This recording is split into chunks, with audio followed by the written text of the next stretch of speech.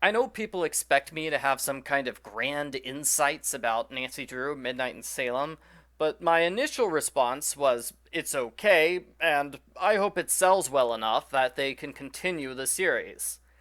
After 2 months, that's still my basic impression of the game. It's okay, but it's not great. I give it a 6 out of 10. I'll start with the good stuff about the game. I like the story, which is long and has several interesting plot twists. I would argue it's one of the most complex storylines we've seen from the series.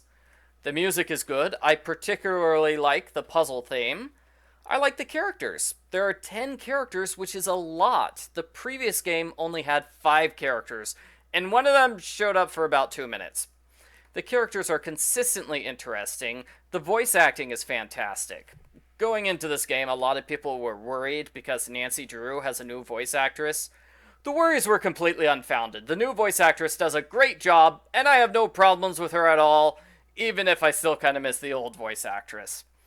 I love the scenery in the backgrounds. They all look great. For the first time, there are background characters walking around, and you can listen to some of them talk. That was amazing. A good step forward for the series. Now for the not-so-good stuff about this game. Technical difficulties. This game has crashed on me about 5 times, which is frustrating. Other people had a hard time even getting the game to run, to the point where Her Interactive has made multiple videos on the best settings to use in order to avoid crashes. Luckily, the game has an autosave feature, so players don't lose their progress when the game crashes, but obviously, it would be nicer if the game ran perfectly on the first try without needing any workarounds. There are very few puzzles in this game. After the tutorial segment, you have a puzzle opening the judge's door. The next puzzle is making Johnny cakes on the second day of the game, so one puzzle on the first day and night of the game. Compare this to other games in the series that are 3 days long. How many puzzles were in the first day of Secret of Shadow Ranch, or Warnings at Waverly Academy, or Ghost of Thornton Hall? Answer: more than one puzzle. It makes me wonder if this game was going to have way they got removed because the developers weren't able to finish them in time. There are definitely places where the game feels rushed or unfinished. I'll point those out as I go along. The most obvious room for improvement is the character designs. I think only Jason, Lauren, May, and the Hardy Boys look good. The other 5 characters range from acceptable to bad. The common consensus of the internet is that they look like characters from The Sims 2. It might be an improvement to swap them out with some of the better looking background characters. Most of the characters stand at a distance behind a desk that somewhat obscures the problem that they don't look very good, but not enough. The characters share animations.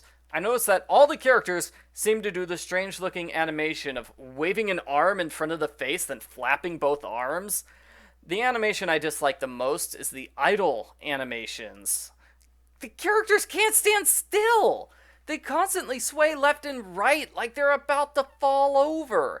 Joe's idle animation is the worst. He looks like he needs to go to the bathroom badly. Finally, the game went through development hell. There was a 4.5-year gap between this and the previous game. This was hard to stomach because Her Interactive made 2 games a year for over a decade. Fans did not like waiting 9 times as long as normal for a new game. The wait was made worse by multiple delays. Just in the last year, the release date was changed from spring to November to December. I can't blame the people who thought the game would never come out.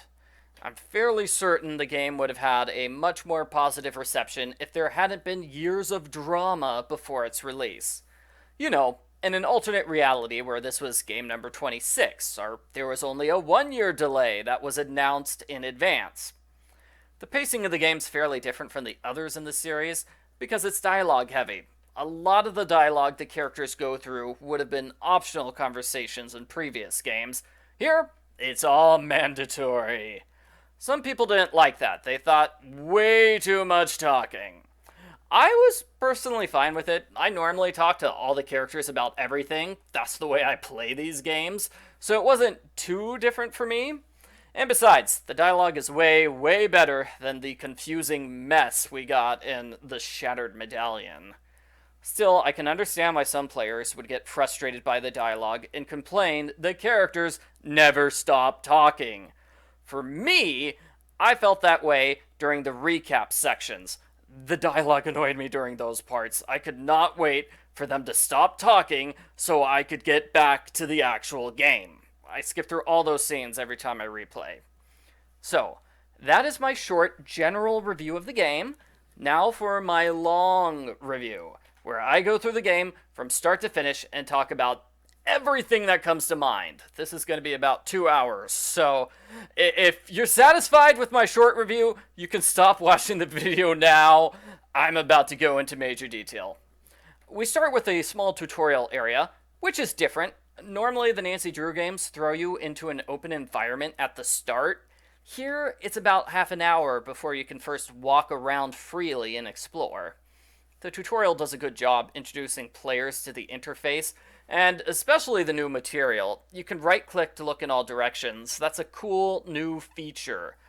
I like the ability to look anywhere and everywhere. It makes exploring new areas more fun. In fact, it's so cool, I wish the game used the feature a bit more often. The only place you really use it is searching the graveyard on the second day of the game. This probably isn't the best place to demonstrate the ability to look around, though, because it's a small, mostly empty room. The other big new feature is interacting with inventory items. You can get a full 3D view of every inventory item. I like that, too! You can use that in this room to change the shape of a keyblade. And sadly, that's about it for the feature of interacting with inventory items. For the rest of the game, the feature is mostly used for turning over a piece of paper to see what's written on the backside. I still think it's a neat feature, or hopefully we'll see it in future games. The inventory itself is simplified, so it takes up far less room. I didn't like it at first, but it grew on me. I still kinda don't like it. It works fine. I just wish the pictures for the inventory icons were more detailed. My first impression was that they were placeholder icons, which made it into the final game because they weren't able to get the artwork done in time. You can't always tell what the inventory items are from looking at the icons. Like the second day of the game, where you can have the AW key, the key to Hathorne House, and the key to Lauren's box all at the same time. 3 keys. You have to use the hover text to know which key is which. You cannot tell just by looking. And in fact, they use the same key icon for 2 of those keys. Reusing inventory icons is understandable, but it's still not a good look.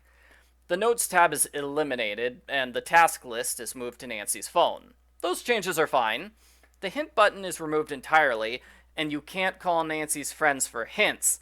I'm not sure I like that change. If players get stuck, they basically have no options besides checking my video walkthrough. Granted, you almost don't need hints in this game because it is so linear, you can follow the task list and you'll be fine 99% of the time. I still would have included hints on the task list like we've seen in previous games. Nancy's phone keeps the ability to take pictures, and that's useless. There's never a reason for taking a picture. Unlike other games, there are no clues you come across which you need to remember later on. Nancy has text message conversations, which are okay. They're rather slow, to the point where I close the entire conversation and then open it so I can read the entire thing at once, because it's annoying to have to wait 3 seconds per sentence. The text messages are optional. You don't have to read them. They're mostly extra material. Some of them are funny. I kind of wish you got to choose Nancy's responses during the text messages. I could imagine the game making more use out of text messages. Like, half the information from the opening scene with Tegan could have been conveyed through optional text messages. Or the characters could use text messages to give you hints about what to do next. Yeah, I'm still complaining there are no hints in this game. The last phone feature is making phone calls, which is pretty pointless. Most of the characters don't pick up the phone when you call them. I don't know why they're on Nancy's contact list. Dr. Hurst is the only character who consistently answers the phone, which is weird because she's the character who's least connected to the main storyline. She's never been to Salem and she knows no one there. Okay, I think that's enough talk about the new interface and inventory system and phone. Let's get back to the tutorial area. I like it, but it could be improved a bit. The main problem is most of the stuff in here is irrelevant. Like, there's a Bible verse in a book about torture. They're not added to your inventory, and they don't come up again. They serve almost no purpose besides creating an ominous tone and showing, hey, here's what it's like when you zoom in on items. There is a chest on the ground, which won't open. Nancy dismisses it as unimportant. That annoyed me. Why tease us with a locked chest which never opens? It would have been a good fake-out clue if Nancy didn't tell us outright it's not important. Alternately, the locked chest could have been a good puzzle. So that's my recommendation for the tutorial area. Either make the throwaway items a bit more relevant to the main game, or just not include them. You can call Carson Drew, but it's hard to hear him.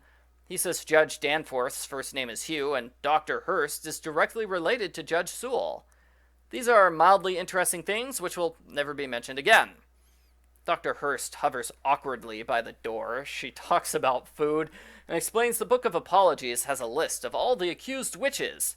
When you pull the cover off the desk, Dr. Hurst explains the Book of Apologies has a ledger of all the accused witches. Thanks for explaining the same thing twice, Dr. Hurst. On the desk is a letter to Abigail Hathorne Woodley, which again is rather ominous. When you click on any text in the game, a text box appears with the text in a large font. I liked this feature. It's easier to read than handwriting. I think they implemented this feature because if you're running this game in a small window, some of the text is flat out impossible to read.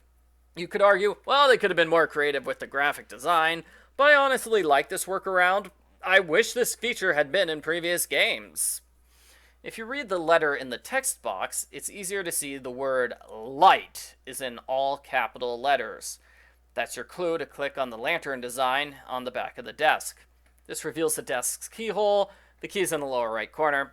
Use the key on the desk for a puzzle. Like I said, this is the only puzzle in the first half hour of the game. Better enjoy it! It's an incredibly simple maze puzzle. Just click and drag the cube to the upper left corner. It's difficult to get stuck on this puzzle.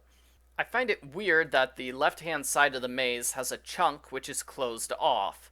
There's no way you can move the cube inside that area. What's up with that? I could understand it if it was closed off in Amateur Sleuth mode and opened on Master Sleuth mode to make Master Sleuth a bit more difficult, but that's not the case. It's just randomly closed off. Solving the puzzle reveals the Book of Apologies inside a locked case. Dr. Hurst runs off to get tools to open it. When Nancy follows her outside, the courtyard immediately becomes blurry as Nancy zooms in. All conversations in the game work this way. You zoom in, and the background gets blurry. It makes sense that the game zooms in on the person you're talking to and recenters the camera on them. It puts more focus on that character. I don't understand why the background turns blurry, though. That's an odd decision. Yeah, it helps focus on the character more, but it makes it seem like Nancy is nearsighted. The exception is talking to May in the living room. The camera zooms in on her, but the background remains in focus the entire time. Why didn't they do that with every conversation? I'm not a fan of the scenery going blurry unnecessarily. I also don't understand why the screen blurs for phone conversations. Nancy doesn't need to zoom in and focus on the person she's talking to when they're not physically there. And we see that here, where Nancy is talking to an empty courtyard. It looks bad for everything to go blurry when Nancy zooms in on nothing. It's just weird. I have one more complaint about the conversation blurs. Deirdre Shannon calls here. So what happens? The camera zooms in on nothing while Nancy calls out to Dr. Hurst. It zooms out to show Nancy's phone, then zooms back in again to talk to Deirdre. Having the camera change twice in a few seconds in the middle of a scene looks weird. Nancy hangs up on Deirdre as soon as possible, which makes me wonder why she bothered to answer Deirdre's call in the first place. While Nancy's back is turned, a hooded figure steals the Book of Apologies. Presumably they went in and out the window. We can't see out the window to judge how high up we are. The culprit uses a blue smoke bomb to escape. Nancy exits through the door, and the screen goes black. Then she's on a bridge somewhere. I wish this was explained. Where are we? Where is this bridge relative to the room we were just in? I have no idea. The game throws us in a totally new location without context. If you look at the castle wall, there is a window that's a different color. I'm guessing that's supposed to be the room Nancy was just in. The window's at least 10 feet off the ground, so I have no idea how the culprit entered it from the outside without a ladder or something. The culprit chase is simple. You go forward. That's it. Just go forward. You can turn right and left and look at the scenery, but the only direction you can go in is forwards and backwards. Nancy catches up to the culprit when her phone buzzes. The culprit is startled and does the blue smoke bomb trick again. This time, Nancy doesn't bother to chase the culprit. Don't be lazy, Nancy. The culprit drops 3 pieces of evidence. One is a can, which shows this is a homemade smoke bomb. I just now realized we don't follow up on this. Nancy sees Olivia perform the same smoke bomb trick, and that's it. We never learn what's in the container.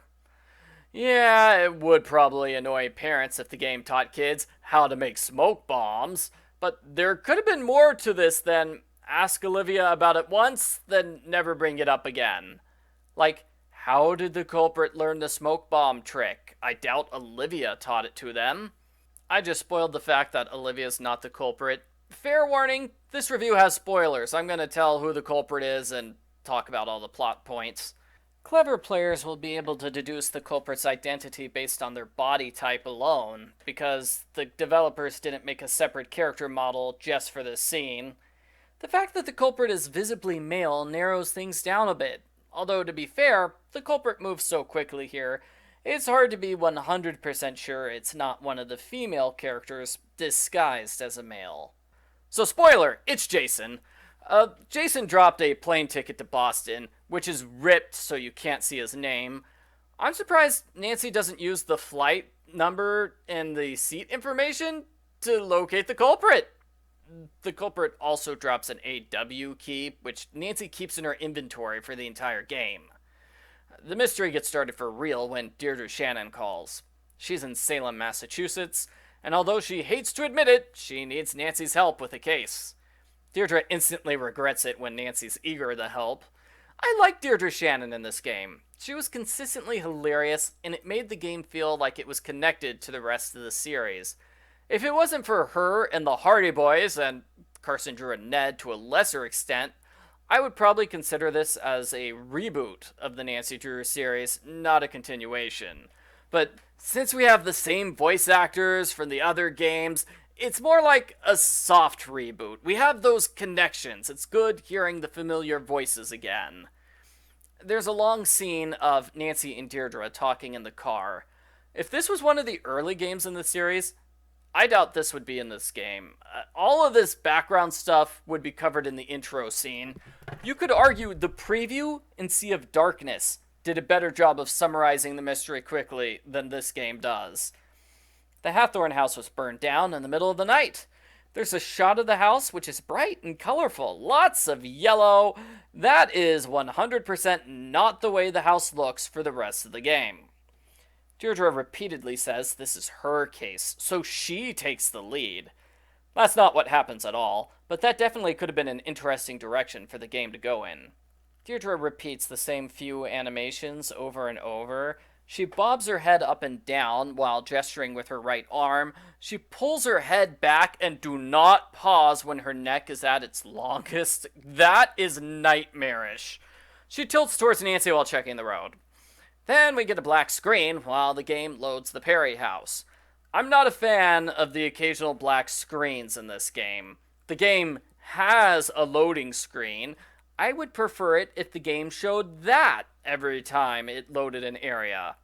Or at least, every time loading takes more than 3 seconds, we could see the loading screen. Deirdre is inconsistent about why Nancy is here, which I found minorly annoying. On the car ride, Deirdre says Nancy's here to get May's alibi. When the car ride ends, Deirdre says Nancy is here because Hathorne House is haunted. Well, which one is it? Is Nancy here to get an alibi or catch a ghost? I hate to say it, but the answer is neither. The Hardys take over ghost hunting, and Nancy doesn't try to get May's alibi. Nancy gets sidetracked by the robbery at the courthouse. We meet Tegan inside the house. I don't like Tegan. Tegan always sounds like she's talking down to you, like she thinks you're stupider than her. The main reason I dislike her is that she openly lies and keeps secrets from Nancy. Right off the bat, she says, May doesn't trust people easily, ever since, you know. I don't know, Tegan. I've never met you before. Why don't you tell me? If Tegan truly believes Nancy is the only chance for keeping May out of jail, why doesn't she tell Nancy everything? Deirdre does this too. Deirdre scolds Nancy when Nancy tries to ask a question. Nancy, we just got here. Deirdre, do you not want Nancy to solve this case? You can ask to be introduced to May, which doesn't happen, or you can ask about the fire. Tegan gets mad until Deirdre explains Nancy's talking about the other fire. Nancy asks, wait, what other fire? Both Deirdre and Tegan refuse to explain. All Tegan says is, well, May's accident was in a fire, which just raises more questions. What accident? What fire? Tegan won't tell you. She doesn't want to upset May with unnecessary questions. Okay, first of all, May has the thickest skin out of everyone in this game. She's least likely to be upset because Nancy asked a personal question. Second, why don't you let me, the detective, determine if it's relevant information or not? Spoiler alert, it is relevant. Third, you don't want Nancy to ask May about the fire? Then tell Nancy about the fire yourself.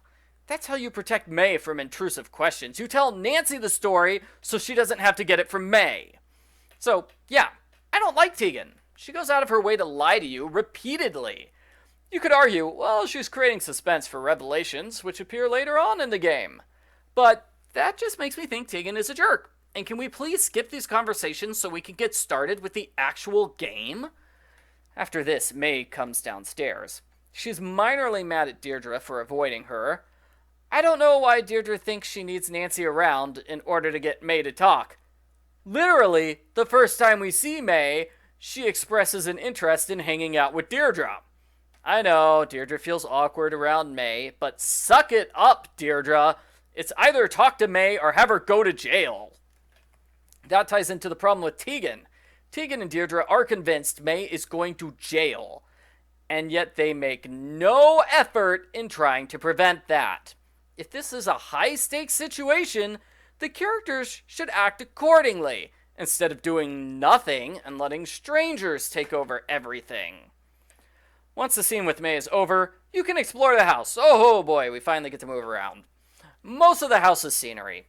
Upstairs is May's room, which has cool stickers and stuff on it. Nancy refuses to go inside without an invitation. Pfft, since when does Nancy Drew respect other people's privacy? Nancy's bedroom is nondescript. On the dresser is a picture of Olivia, Tegan, and Lauren. This triggers a somewhat aimless subplot where Nancy can ask them all why they stopped being friends. They refuse to say. I suppose it's good Nancy can ask the three women about each other, but she should be able to do that normally without first having seen a picture of the trio as kids. I'd also like to express my surprise that the three of them are the same age. Olivia seems older than the other two. Anyway, yeah, in previous games you could talk to all the characters about all the other characters. Not so much in this game. Not sure why. May is in the living room, messing around on her phone. Nancy asks May about her alibi. I'm just kidding. Why would Nancy do that? Nancy asks May if she can look around the house. And that's it. That's all Nancy can talk to May about on the first day of the game. What a waste. Why bother including May if she's little more than a non-talking prop? Nancy can take a can of Rust Be Gone from the corner, and there's an Easter egg by the plant. If you click on the egg, Nancy laughs and says, "Found it!" That's all. You can't add it to your inventory or do anything with it like previous games. You don't unlock it by doing something creative or clever. You unlock it by playing the game as intended. It feels low effort. Like a week before the game was finished, they realized, oh crap, we forgot to add an Easter egg. Well, let's just throw one in somewhere. As for the line, haha, found it! Nancy says that when you click on the red car after solving the CCTV puzzle on day 3. I can't tell if the Easter egg line is the exact same take or a different take with a laugh added. Inside the trash basket is a ripped letter. This is an optional jigsaw puzzle. I like it because it's an actual puzzle. The ripped letter reads, I know. You can show it to Tegan and May. They both dismiss it as unimportant, and it's never mentioned again. Well, that was pointless. Before you can leave the house, you have to talk to Deirdre. Nancy wants to go on the ghost tour, and Deirdre wants to talk to Judge Danforth. Those are 2 things you have to do on the first day of the game. Go everywhere and meet everyone. It's not bad for a start of game challenge. Other games in the series do similar things at the start. It's just weird we don't start the introductory challenges until 40 minutes in. When Nancy steps outside, Ned calls. Ned's on vacation. You can hear the dance music from Phantom of Venice in the background. Ned says Nancy should enjoy life more often. Then a girl steals Ned's phone and hangs up, taunting you with, see you later, Nancy. I am mad that this phone call is never explained. Who was that girl? Where is Ned?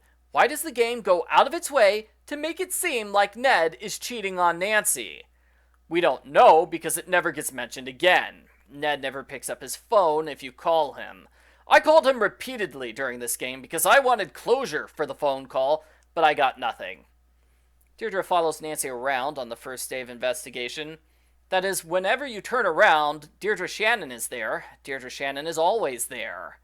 They clearly did not test this feature from every possible angle, because there are some weird spots. If you turn around in the graveyard, you get a close-up of Deirdre's armpit. Ugh. If you do a U-turn to talk to the Hardys in the graveyard, Deirdre stands in front of Frank, blocking him from view. And if you talk to the Hardys then, Deirdre talks to them like normal, even though she's standing with her back facing them. Deirdre can also talk to Tegan while facing the wrong way, and the same with Lauren when you find the ergot spore. The first time I played the game, I found a weird Deirdre immediately. Take a step out of the Perry house, then turn around. Giant Deirdre is standing there. It's terrifying. She's not actually giant, she just looks that way because she's on the top step of the porch and Nancy's on the ground. I'm not sure how they missed that weird shot of Deirdre, because you're supposed to turn around on the porch. Next to the door is a lighter that belongs to May. Nancy picks it up. You go forward to Deirdre's car, click on it to be taken to town. You walk into a cutscene of Olivia doing a street performance about the real witches of Salem. Olivia stands on stage and does nothing for the rest of the day. If you talk to her, she says some vaguely mysterious stuff about ghosts and witches, but mostly she just plugs her tour. So if you watch my blind playthrough of the game, you'll notice everyone was bored by Olivia and her dialogue. They were far more interested in the sweater guy to the left, who shakes his head and gestures angrily. It's not a good sign when a random background character steals all the attention. I think the navigation in the game is smooth. Walking from place to place feels natural, as opposed to, whoop, jump from spot to A to B to C, and it's like, whoa, did Nancy teleport? But they definitely could have done a much better job picking out the various spots that Nancy stands in. I kept accidentally going the wrong way when trying to get to the courthouse, because the game thinks I'm trying to look at the bales of hay, or the sinkhole, or I'm trying to reach the stage. And there's nothing to look at in those areas for 90% of the game, so why do I get... Yeah, the navigation could be improved. I don't know how difficult this would be, but maybe they could turn off the hotspots based on where you are in the game. Nancy can't go to Lawrence on the first day of the game. Why not turn off that hotspot since there's no reason to go there? Likewise, it'd be nice if they turned off the visit the stage spots when the stage is empty for the majority of the game. By the courthouse, there's a group of angry protesters. They repeat the same boring chant forever. It turns out you can talk to one of them. That wasn't obvious. I only discovered it by accident. It's weird that we have a group of 10 people. You can only click on one of them, and you can only click on him from one specific angle. I have to believe most players miss this character. The courthouse is a nice looking location. When you click on Judge Danforth's door, he confesses he's a total idiot who locked himself inside his own office and now he can't get out. I noticed the camera moves slightly left and right during this conversation. This happens during other conversations. It's easier to notice here because there's nothing to look at besides an unmoving door. I would prefer it if Nancy stood still for conversations. I know, it's more realistic if she doesn't stand completely still all the time, but the characters in this game sway so much, I do not need the invisible first-person character to sway also. You can ask Judge Danforth about the Hathorne House case and the Book of Apologies. Both times, he tells Nancy he doesn't want to talk to her through a door. You've got to love how there are 2 talking through a door conversations with the judge, and 0 conversations with May about her alibi. What are Nancy Drew's priorities? The judge says to get a key from Alicia Cole, whose office is opposite his. She doesn't have a key, but she gives you a paperclip. Use it on the judge's door for the first puzzle in a long time. I like it. The lockpicking challenge is simple. You want to push the 5 tumblers in the correct order. It's the same order every time you play the game. 4, 3, 5, 1, 2. You figure this out by looking for the tumbler that's hardest to push. Don't push the tumblers too far upwards, or you have to restart the challenge. Judge Danforth explains the particulars of the case, which is helpful, but at the same time, we had a very long intro to the case. Why are we still in the explain what the story is section of the game? Now, I like Judge Danforth. I suppose it's not a surprise I like the comedy relief character, that's just my personality. His character design is okay. When you get a close-up of him at the end of the game, he looks hideous. But for most of the game, he stands at a distance, so you can't see him super well, and so it's an okay character model. I don't know how Judge Danforth became the most important judge in Salem. He is so dumb, he can't even open his door. Danforth explains the Hathorne House's owner, Frances Tuttle, died without an heir. She had a live-in caretaker named Lauren Holt, who still lives there. The judge fails to note that Lauren was Frances's adopted daughter. That's a pretty big thing to overlook, and Lauren's relationship to Frances confused me the first time I played. There's a difference between caretaker, daughter, and adopted daughter, especially during a legal dispute of who should inherit Frances's house, and the characters just use them interchangeably. It took me a while to realize, you're talking about the same thing all 3 times. The house becomes public property at midnight in 2 days. According to May's phone at the end of the game, that is Halloween night. No one points out Halloween is the deadline. I don't know why. I myself had no idea it was Halloween the first several times I played the game. I thought the game ended on a random night. May is the prime suspect because she has no alibi, and she's the only person in town with a history of fire-related crime. Those sound like good reasons to me. I mean, previous games had suspects without alibis and suspects with criminal backgrounds. Nancy has suspected people for those exact same reasons.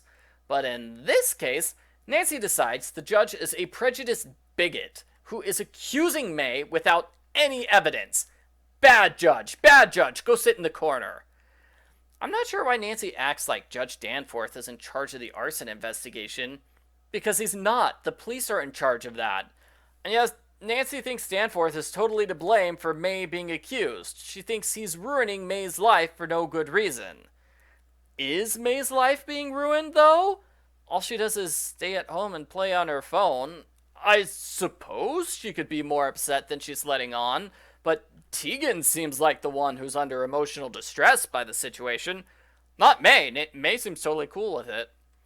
I mention this because at the end of the game, Nancy gives Judge Danforth an angry lecture on why he's such a terrible person for the way he mishandled May's case.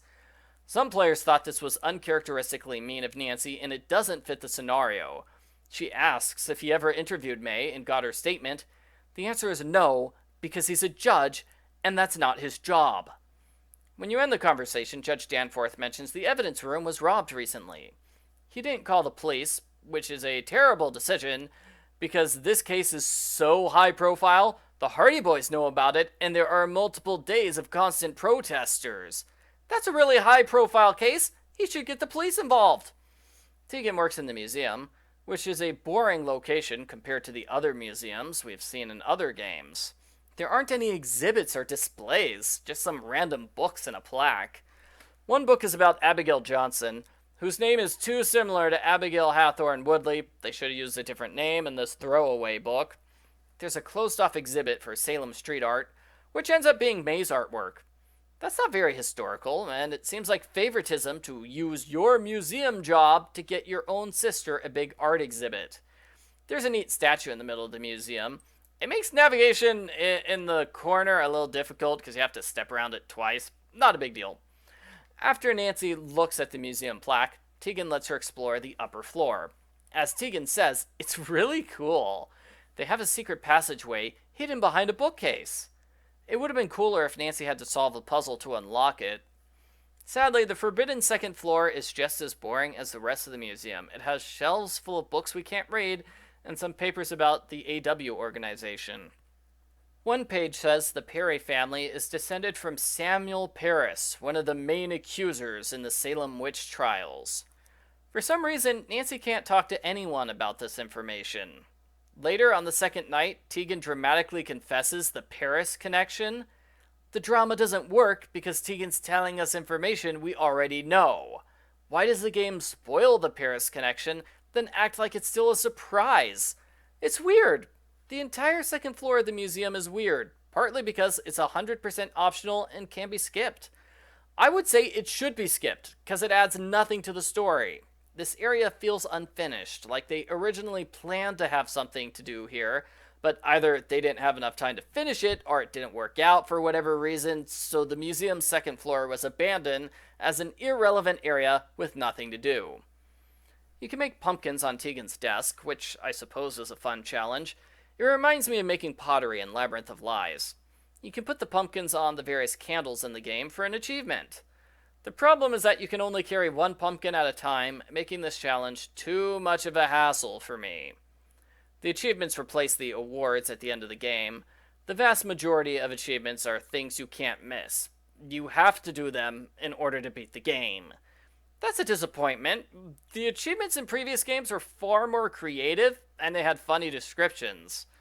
The optional achievements are find the Easter egg, do the letter jigsaw puzzle, do Lauren's tea puzzle 3 times, do Johnny Cakes twice, and carve 12 pumpkins. I don't know why the pumpkin achievement requires way more effort than the other ones. When you talk to Tegan at the museum, she gives you a free ticket for Olivia's tour. The ticket's on the counter by Tegan. It disappears when it's given to Nancy. That was a nice, small touch. Use the ticket on Olivia, and she gives you a tablet. The tablet's on the stage by Olivia. No, I'm just joking. The tablet magically appears from out of nowhere, and it magically disappears when the challenge is done. I hope Nancy gives it back to Olivia, but the game makes it seem like Nancy just drops the tablet and forgets it. I don't think of the witch tour as a puzzle, but some people do. It does a good job of teaching you where things are located, as well as giving you some relevant historical information. This is opposed to the museum, where all the information is irrelevant. You need to use the tablet on the 7 ravens in town. The tablet has a list of where they are. One's at the sinkholes, which is great foreshadowing for the tunnels at the end of the game. The 4 stops at the graveyard are good too. That's where we first learn about Abigail Woodley. I didn't like the 2 stops in the museum, though. Like the rest of the museum, the information at those stops seems unnecessary and irrelevant. I like the graveyard in general. It's a good location. If you click on the path to Hathorne House, Nancy refuses to go there because she wants to do other stuff first. Deirdre says, "Come on, Drew." I am 100% on Deirdre's side here. There is no reason Nancy shouldn't visit the crime scene. It's dumb that she puts it off until nighttime. I understand. They wanted a scary scene at night, but I still don't like how Nancy purposely avoids the Hathorne house. If there was a strip of crime scene tape here, it would be a much better explanation as to why Nancy can't go there right away. Once you do the ghost tour and meet Judge Danforth, You go back to Deirdre's car, and the game switches to nighttime. This comes with a downright weird scene of Nancy and Deirdre relaxing in the car, listening to smooth jazz. They chat about the music. And what is this? It is so out of character for both of them to hang out in a parked car listening to semi-romantic music together. It's just, ugh. Deirdre tells Nancy she has to find a way to get May to open up. Just like going to Hathorne House, I'm not sure why the game puts this off until the first night. It would make far more sense if Nancy could talk to May from the start. There are two ways to get May to open up. You can either give her the lighter from the porch, or you chat with her about the music. You have to repeat Deirdre's opinion that the band was better before they switched bassists. So that's why we had the weird scene in the car. I guess that makes sense, but it's still weird. It's also weird the game plays two different songs in the background during this part. They should have played May's music by itself without the other song.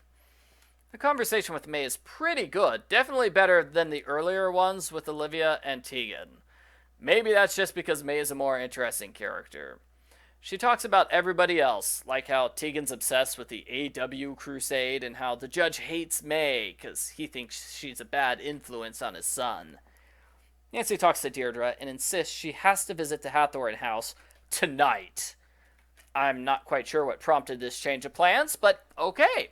Deirdre will stay here to work on getting May's alibi, and there will not be any follow-up to this. You have to go all the way back to the graveyard here. It would have been nicer if the game warped you straight to the graveyard, like it does elsewhere. That would save you a long trip through empty scenery. There's a cutscene of Nancy walking through the woods with scary sound effects and lightning. She gets frightened by Scarecrow. Not creepy! Not at all. The Hardy Boys call Nancy. Luckily, they know all about the case, so we don't have a tedious scene where Nancy recaps the case for them. They read a newspaper article where Tegan mentioned hiring Nancy. What? Tegan said Nancy's getting paid for this? I thought the case was a free favor to Deirdre. You know what I bet? I bet Deirdre is pretending the case is free so she can take all the payment herself. The jerk. The Hardys are in Boston and they have some legal questions. Their current case is similar to an old case they worked on with Nancy. We never hear anything else about their case, which is a disappointment. What old case is it similar to? Last Train to Blue Moon Canyon? Inquiring minds want to know. Nancy mentions the Salem police force has a witch on their emblem. That's true, but I have no idea how Nancy learned that. There are no police in this game. After the phone call, Nancy goes to Hathorne House for real. There's a cutscene where someone turns on the third floor light. It's never explained who did it or how they got there. Nancy sure can't explore the third floor. Or the second floor, or most of the house, actually. An angry Lauren catches Nancy. No matter what explanation you give, Lauren invites you into her house for tea. I think her carriage house is an interesting location. I'm surprised we don't see it outside of this one scene. They put a surprising amount of effort into this unimportant location. Maybe they were planning to do something else there? It would have made sense if Nancy got a chance to explore it, right? Lauren talks a lot, but I'm pretty sure players have figured out the conversations in this game are long at this point. Lauren believes Frances Tuttle had a will because Frances promised to leave her the house. In true Nancy Drew fashion, Frances hid her will behind a series of puzzles. When Nancy steps outside, Abigail's ghost appears and rushes to choke her. Nancy claims she's not scared before running home scared. Nancy's extremely scared here, uncharacteristically so. I think she was less scared when the ghost tried choking her in Shadow at the Water's Edge. Nancy talks to Deirdre and recaps what happened that night. You know, because so much happened in the 5 minutes since Nancy last talked to Deirdre. Nancy's next conversation with Deirdre is also going to be a recap 5 minutes from now. As I said in my short review, this was the part of the game where I got mad at the dialogue because they talk forever. Ugh. The conversation with Deirdre is admittedly funny. The endless dialogue continues as the Hardy Boys call to continue the conversation about witch emblems, because that's totally what I want to hear more about. Nancy tells them she saw the ghost, and the Hardys insist on joining the investigation. Well, mainly Joe. He likes ghosts, and Deirdre Shannon. There's a short nightmare scene where blood drips from the ceiling. At least I think it's blood. The scene is blurry, so players can't be sure. I suspect they did that on purpose to avoid getting an ESRB rating for mild blood, like Sea of Darkness did. The red liquid drips a few times, and the ghost shakes its head at you. It's a freaky jump scare. The second day of the game starts with Nancy making Johnny cakes because Joe Hardy can't cook. This was fun. I legitimately like this 3-part cooking challenge. The first part is figuring out the 5 ingredients based on the amounts. Unlike the cooking challenges in Secret of Shadow Ranch or Danger by Design, the game lets you know right away if you've made a mistake. Yes! You don't have to do the entire challenge before learning you messed up. And when you get one measurement right, it's taken off the screen. Even if you know nothing about cooking, you can solve the challenge through brute force. I like it. Next is a bit of a math puzzle. Each ingredient has a different weight, and you want to finish with 11.7 ounces. So you add all the ingredients together and see how much is missing. You need a second egg and vanilla to equal the target amount. I like this too. Last, you fry Johnny cakes in the pan. Click on a cake when it's steaming. That's all there is to the challenge. It's not bad, but it gets boring and repetitive if you make a lot of Johnny cakes. If you make a second batch of Johnny cakes, you get an achievement. I expected the achievement to be for making all the bonus Johnny cakes, not just one. It is a little tough to give Johnny cakes to all the characters because the Hardys aren't there on day 2, and May isn't there on day 3. You're forced to make Johnny cakes on both days to get everyone. The Johnny Cakes challenge feels like a partially unfinished puzzle. If you look at the cookbook, you'll see that the ingredient amounts are missing. Every recipe has 3 question marks in place of the amounts. That sure makes it seem like the original plan was to have players do the batter making challenge again. I would have preferred that, actually. It would have made the achievement more of a challenge. As it is, there is no difference between any of the bonus Johnny cakes you make, besides for the fact that you have to make a different number of them. The bonus Johnny cakes are supposed to have little pictures on them. They have pictures when they're in your inventory, but not when you're cooking them. Where did the pictures come from, I wonder? After you make Johnny cakes, there is a 6-minute conversation with the Hardy Boys and Deirdre. I thought this conversation was fine. It's longer than it needs to be, but the back and forth with the Hardys and Deirdre make it work. May is there too. She says, okay, and uh-huh, and cool. And that's it. She says nothing else for the next 5 minutes. Why did they bother including her in this scene? She contributes nothing to the conversation. Plus, the screen isn't wide enough to show all 4 characters at once. Deirdre's head gets cut off on the right side. We can only see part of her face, and it looks awkward. If May wasn't in this conversation, all 3 characters would be fully on screen, and the problem would be avoided. Yeah, players can move the camera to see Deirdre if they want, but it's still weird that the default view for the 6-minute scene is Deirdre Shannon lurking off the side of the screen. Joe and Deirdre have a little back and forth about impressing people. Is it just me, or is Joe trying to impress Deirdre? Like he's flirting with her? Deirdre the snarky with Joe the jokester?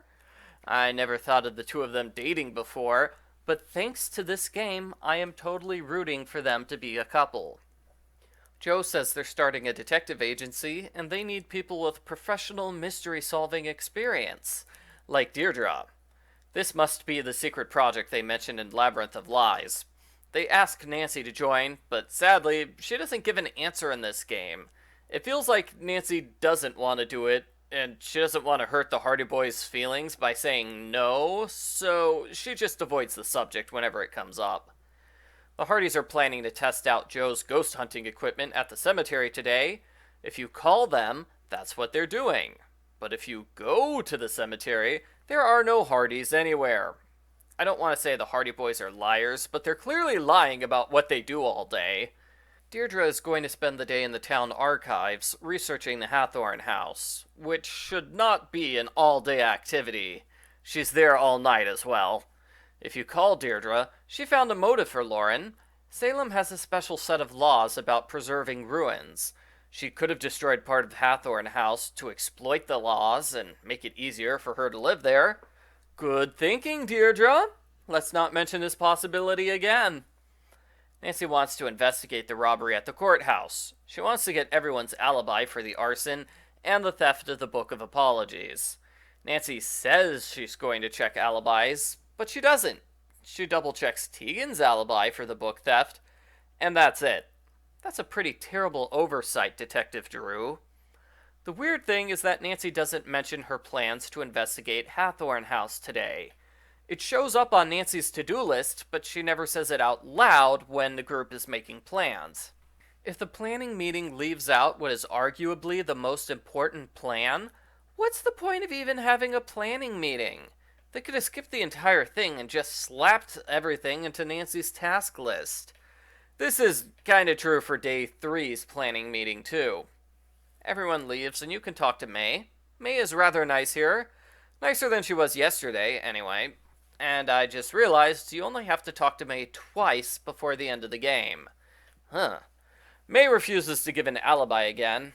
When Nancy asks why May is a suspect in the arson, May asks, "Isn't it obvious? She has burn marks covering all her arms and half her face." This really surprised me because, no, it's not obvious that May's a burn victim. All of her burn marks are entirely covered up. Were players supposed to figure that out on their own? Because I didn't, and I played the game on the highest resolution. I have to imagine people playing on lower graphics settings have no chance of realizing May's a burn victim. This feels like important information that should have come up much, much sooner. I don't like how May, Tegan, and Deirdre all lie to Nancy about May's accident for the first half of the game. They had no good reason to hold off on that revelation. The closest we came to the truth was Judge Danforth's claim that May has a history of arson. I guess Nancy must have forgotten about that scene, because otherwise she wouldn't ask May, "Oh, why are you considered a suspect?" I would definitely say this big revelation was badly done. Off the top of my head, I can think of a few ways it could have been handled better. 1, make it more dramatic. This is a big revelation, and the game should treat it like one. That would be better than May revealing it as an offhand comment. 2, build up to the revelation. Say, Nancy knows the others are keeping a secret from her. She pressures May until she finally learns the truth. 3, do it Phantom of the Opera style. May lifts up her hair and shows her half-burned face. But that'd probably be too frightening to see, so maybe the scene could happen from a different angle. May reluctantly explains she was in a shed with candles when she was 9. She got trapped inside when it burned down. As Nancy notes, this is a terrible reason for accusing May of setting the Hathorne House fire. May does not have a history of arson. She almost died in a fire 10 years ago. Those are totally different things. The game is fairly clear that May's burns were an accident, not purposeful. Too bad Judge Danforth never got the memo. You can now visit Lauren's shop. There's a somewhat odd conversation where Nancy says witches were really herbalists, healers. They were shamans and confessors, so people were jealous of them. What? Is that what Nancy thinks about the Salem witches? Based on everything else she says in this game, that's not true. Lauren's alibi for both incidents is that she was working here like she does every day. Except she doesn't work here every day. She wasn't working here yesterday. Where was she? I don't know, and Nancy doesn't mention this flawed alibi. Lauren says she's also seen Abigail's ghost near her house, and Alicia has the key to Hathorne House. If you ask Lauren what kind of herbs she has, a mini-game starts. Like the Johnny Cakes, this challenge feels a touch unfinished, because it's never used for anything. It's totally optional, and not very interesting, in my opinion. What you have to do is read Lauren's old book and match the herbs with the ailments. The book is not helpful. I had to figure out the puzzle through random guessing, until I figured out which herb goes with which ailment. You're supposed to look at the letter that's in the book, then solve the herb puzzle 3 times in a row. Why 3 times? I don't know. But this allows you to distract Lauren by pretending she has an urgent meeting with Alicia. While Lauren's gone, you can read the letter in the book. It's from Lauren's real mother, who says they're related to Tituba, the first victim of the Salem witch trials. Deirdre Shannon says the same thing on day 3. The Lauren is related to Tituba storyline is a nothing burger. Tituba never gets mentioned again, and nobody really points out that Lauren should be an AW. That would totally solve, well, it wouldn't solve the dispute over Hathorne House, but it would make it less messy. I had to be told there is a secret herb remedy in this game. I doubt I would have stumbled upon it on my own. You need to find the 3 secret herbs. One's in the forest, one's in Lauren's lockbox, the key is nearby, and Lauren gives you the last one if you make enough remedies. You mix the 3 herbs together to make Truth Serum.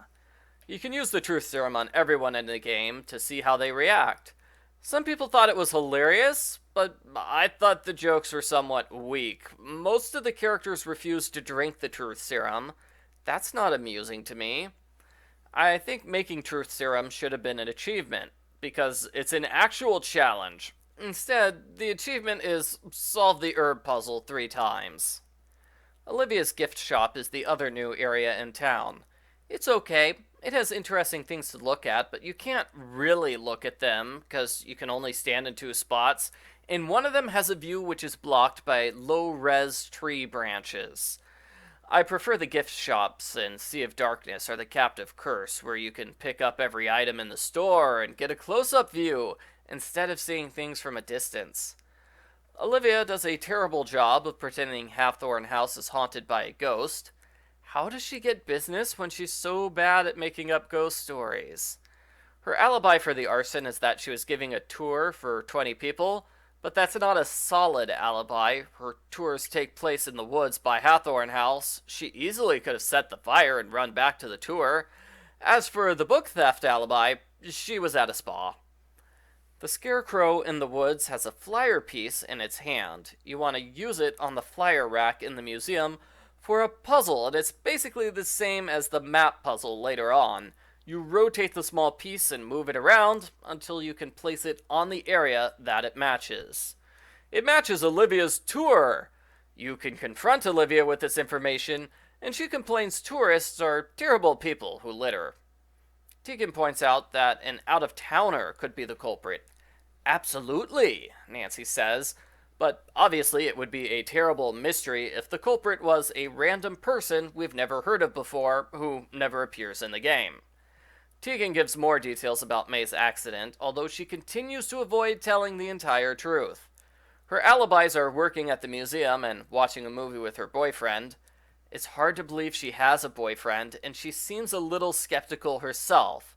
He's my boyfriend? Yeah, I like him. He's nice. Then there's a weird conversation where Tegan asks why Nancy does detective work. Nancy says she gets a lot out of detective work, and she loves solving the puzzle of humanity. That sounds like something Nancy Drew would say. She says humans are inherently irrational and normally do things that don't make sense. That doesn't at all sound like something Nancy Drew would say. In fact, that directly contradicts Nancy's earlier claim about the ghost, which was, there's always a rational explanation. Tegan responds by saying, some people think the Salem witch trials were caused by ergot in the food supply. Ergot is a fungus which causes hallucinations. Nancy says this proves her point. People make up rational explanations for their irrational behavior. Again, this feels out of character for Nancy, and it's a weird conversation. We go from talking about Tegan's boyfriend to the irrationality of humanity to ergot. That is not a natural pathway for a conversation to follow. I understand they wanted to mention ergot somewhere in the game, but shoving it into this conversation about Tegan's alibi was not the right way to do it. They definitely could have put that conversation somewhere else, or introduced the idea of ergot in a way that feels more natural. Say, ergot gets mentioned in Olivia's ghost hunting tour. That would have been a perfectly fine way to introduce players to the concept of ergot. I certainly hadn't heard of ergot before playing this game. You have to call Damien, because like I said, this is the only alibi that Nancy double checks. Damien is hesitant to talk, and he says things like, "Who made those statements? Were they given to the police? I know my rights." Suddenly, I can believe this guy is Tegan's boyfriend. They both hate telling the truth directly. He says they watched a movie, but her movies are boring, and he never pays attention to them. Sounds like their relationship is in trouble. When you enter Judge Danforth's office, you meet Jason Danforth for the first time. He's trying to convince his dad to go out to lunch, but the judge is too busy, and he still has nightmares from the time Jason tried paying with Bitcoin. Jason gets minorly annoyed. He turns around and immediately tries smooth-talking Nancy. Gross. The judge says, "Alright, let's get started." But when you talk to him, he refuses to give you the code to the keypad. So it's more like, let's not get started. You need to call Nancy's dad for help, and a lot of players got tripped up here because you have to click on the keypad first. If you don't click on the keypad, Carson Drew won't answer his phone. It's not obvious that's what you need to do in order to continue. Nancy's dad is nice and agrees to help. He'll later call back and say it's done, and he's proud of you. Aw, thanks, Dad. The next time you talk to the judge, he complains because he doesn't understand what Bitcoin is. This conversation is hilarious, even more so because it's completely out of context and unexpected. I feel a little bad for Judge Danforth, though. He doesn't understand how keys work. How can he possibly hope to understand Bitcoin? The judge has lost the code to the evidence room. Finding it is easy because the side of the office where the judge stands is completely closed off to you. It's not hard to search a room when there's only one area you can look at. It's behind the books on the desk in the corner. Inside the evidence room, you must examine the broken window and the bars. Nancy notes there's no glass on the floor, therefore, the window is broken from the inside. Either that or the broken glass was cleaned up in the past week. There's an evidence board, which looks cool, but it's meaningless to me. By the computer's an evidence list for a puzzle. This is not much of a puzzle. You open all the drawers until you find the empty ones. That's it. I don't understand why you have to use the evidence list on the drawers for Nancy to see they're empty. She should be able to see the drawers are empty. In my opinion, it would make more sense if you could solve the puzzle by clicking on the drawers. Nancy could say something like, "This drawer still has evidence," or "The thief must have taken what was in this drawer." Instead, when you click on the drawer, Nancy says, "No!" Geez, sorry, Nancy. When you find all three drawers, Nancy notes all the stolen evidence relates to AW's claim on the house, and the culprit wasn't smart enough to take any other evidence in order to disguise their obvious target. Judge Danforth confesses he already knew the culprit targeted the AW evidence. Nancy says she's not surprised, because she can tell whenever someone's trying to hide something from her. Unless that person happens to be named Tegan Perry, in which case Nancy believes all of her lies without question. Now that the AW evidence is gone, the only way for them to get the estate is if Nancy finds the Book of Apologies. Or they could, ask Tegan for backup copies. The only evidence the judge remembers is the AW key. Nancy shows it to him, and I have no idea why she doesn't give him the key. It's stolen evidence which could resolve the case. Why does she keep it for herself? Judge Danforth is a bit annoyed Nancy's asking for his alibis. He says he had dinner with his son, and he was working at district court all day. That makes me wonder why he's never at court once this week. He confirms he's the one who decides the fate of the Hathorne House. You need to check the CCTV camera in the evidence room and tell Judge Danforth about it. He says he completely forgot about that. Yes, he forgot that he has video footage of the robbery. Judge Danforth is an idiot. He promises to give you the footage tomorrow. I can only guess he never did tell the police about the robbery, because they would have watched the footage themselves and arrested the culprit by now. Day 2 is the only day where you can have a real conversation with Alicia. I don't think it was a good idea to lump all her conversations together. I would have tried to move some of them to the first or third day. As it is, The conversation is 8 minutes if you talk to her about everything, and it's a little hard to navigate to find the dialogue options you want. Like, in order to ask her about her book theft alibi, you have to ask about the evidence room robbery first. I don't know why. I think it's because they wanted players to hear Alicia's rant against the town to foreshadow the ending. Like the mandatory Tegan conversation, it's a little weird. Alicia asks, "What's wrong with Salem? Is this the kind of place she wants to raise kids?" This prompts a conversation about her love life, or lack thereof. Alicia thinks the men in town are all terrible. The Danforths are the only men we've met in Salem, and maybe Alicia has a point. They're both kind of terrible boyfriends. Then Alicia asks Nancy a bunch of personal questions about her love life, even though they barely know each other and this is super awkward. Nancy talks about Ned. They see each other occasionally. Sometimes he calls Nancy when he's at a party with other women and he never returns her calls. Nancy says it's difficult, but they make it work. Alicia warns Nancy not to let Ned get in the way of her life plans, which is kind of funny because Nancy's always ruining Ned's plans, not the other way around. Alicia's alibis are attending a charity event and watching Jason dig a tree stump out of her yard. Alicia floats the idea of hiring Nancy as a private investigator, which again is totally weird because they barely know each other. Yeah, Alicia knows Nancy's dad and calls him a lot, and wait, now I'm sort of worried she's trying to date Carson Drew. Alicia says she can't discuss Lauren's case with Nancy, but she does it anyway, so the story can continue. She gives Nancy the key to Hathorne House. Alicia doesn't like Jason, but she thinks he's good-looking and an excellent source of cheap labor. Jason hangs out by his car in front of the courthouse. He hits on Nancy non-stop and says his work for Alicia gives him a hot bod. His alibis match up perfectly with his dad's and Alicia's. This is the only time that 2 alibis match out of the 14 alibis Nancy gets. You can explore the Hathorne House for the first and only time. When you use the key on the door, Nancy says the door is awry. It needs leverage. There's a crowbar in the corner, which is glaringly obvious. It's bright red against a black background. Hard to miss. I thought it was a touch odd they put the puzzle solution right next to the puzzle. Inside the house is another big, obvious clue. It's Olivia's jacket lying on the table at an unnatural angle. Either it is frozen solid or it's defying the laws of gravity. Inside the jacket pocket is a business card, which confirms the jacket is Olivia's.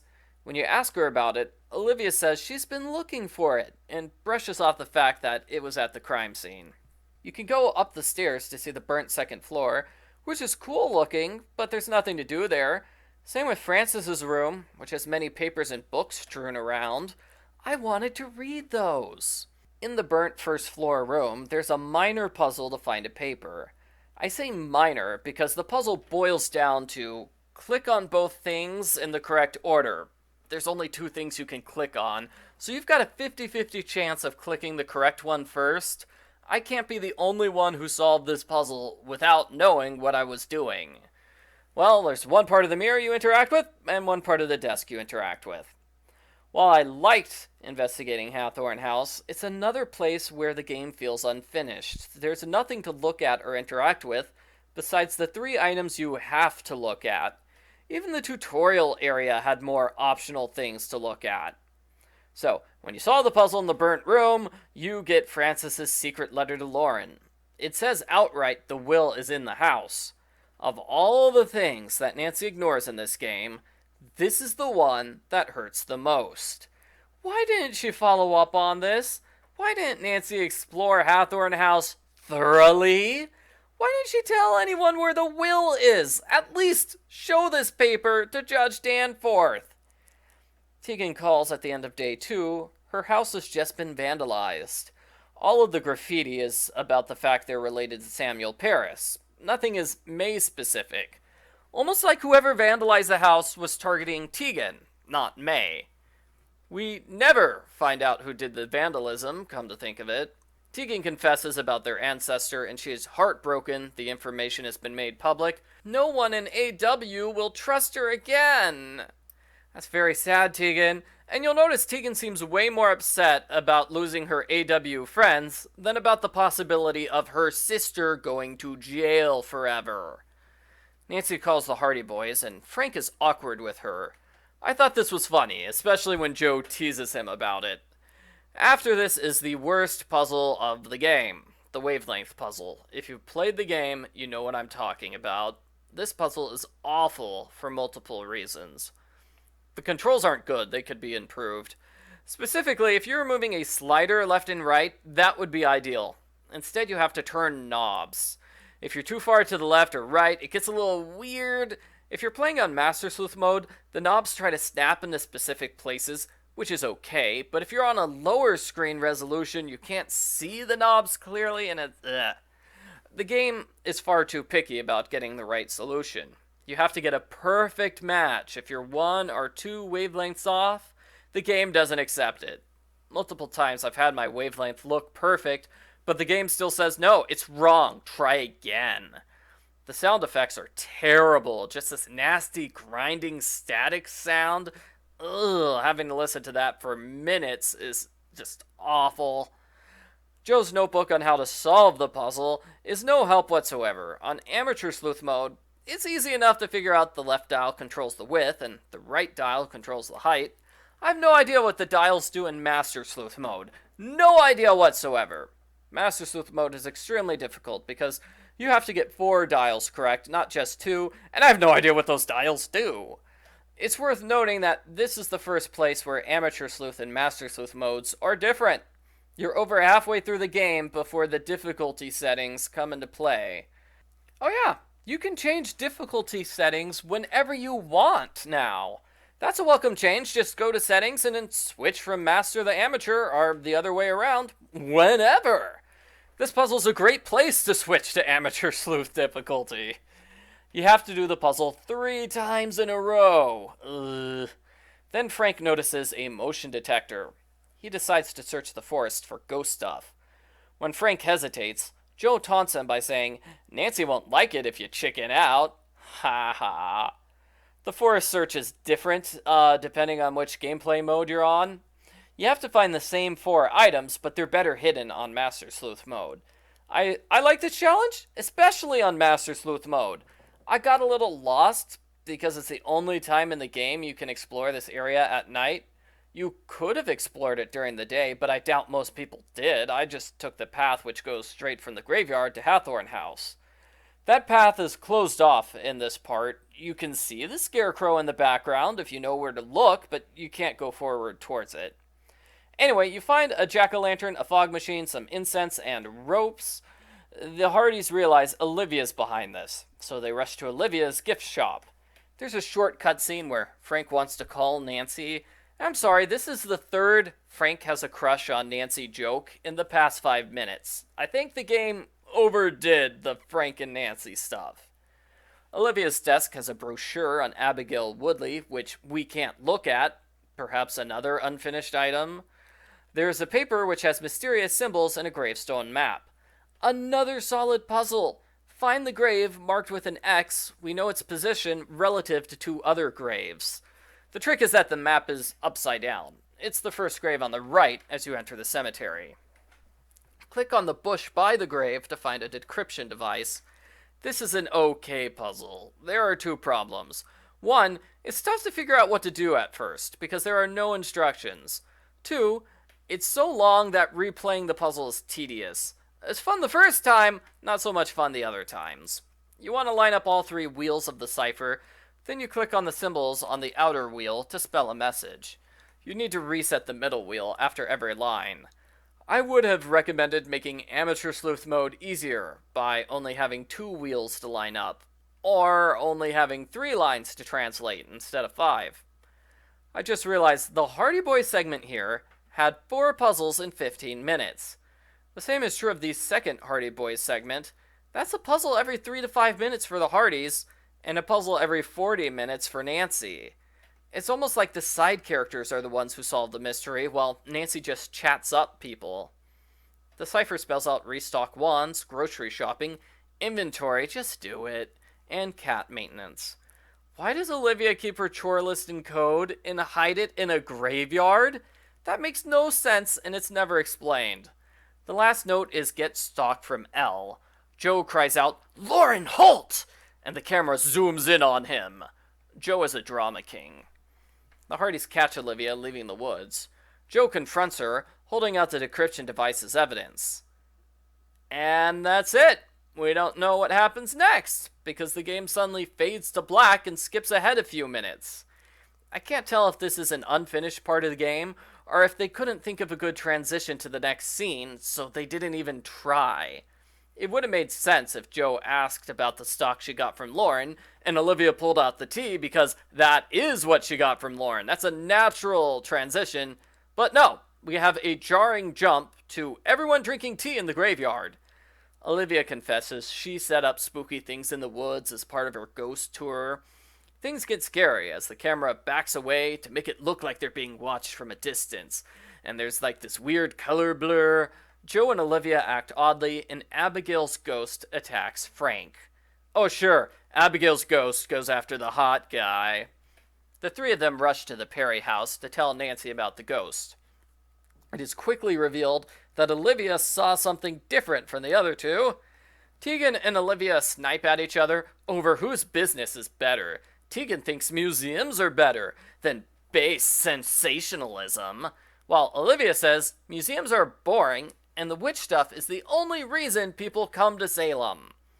Olivia's got a point. There is a 0% chance Salem would have been mentioned in Harry Potter and the Goblet of Fire if it wasn't for the witch angle.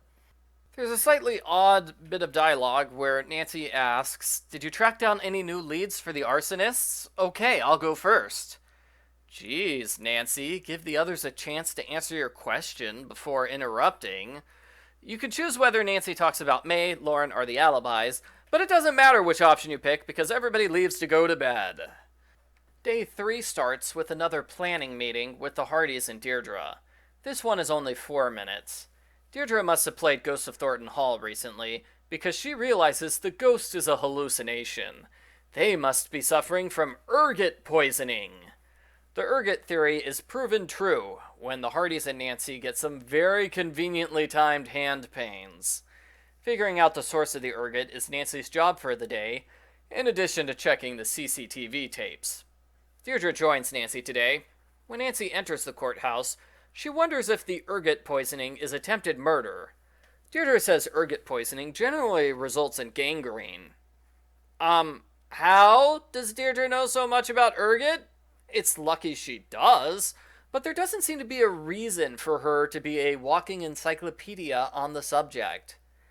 In Alicia's office, you can open up a box on her desk. Underneath a demolition offer for Hathorne House, there's a map of the waterworks.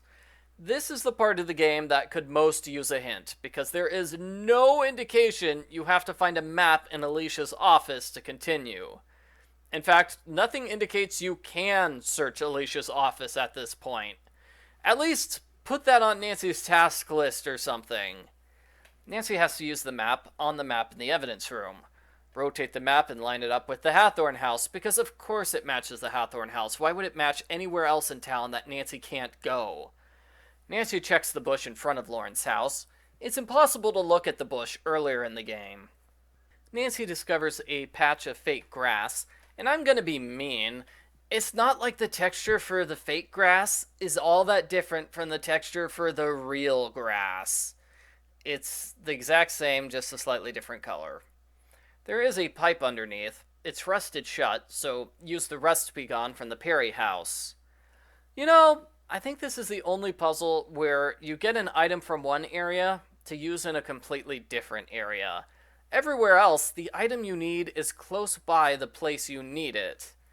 The older Nancy Drew games definitely had more puzzles where you find and use inventory items. In fact, it was common to have a collection puzzle, like find all 3 medallions, or find 25 glass eyeballs.